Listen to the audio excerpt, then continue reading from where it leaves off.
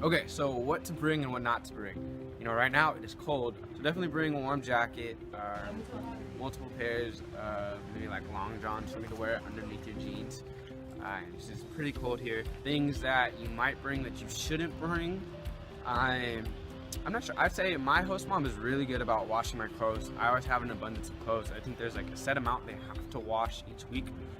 So you really don't need to bring that many clothes. Also bring a carry-on bag that fits Ryanair's travel standards for what you can put above, because Ryanair will get you. And sometimes I've had friends who had to pay 50 euros to check a little suitcase that didn't meet their standards. When you travel to Spain, you should definitely bring your adapter, just in case you travel anywhere else outside of Spain.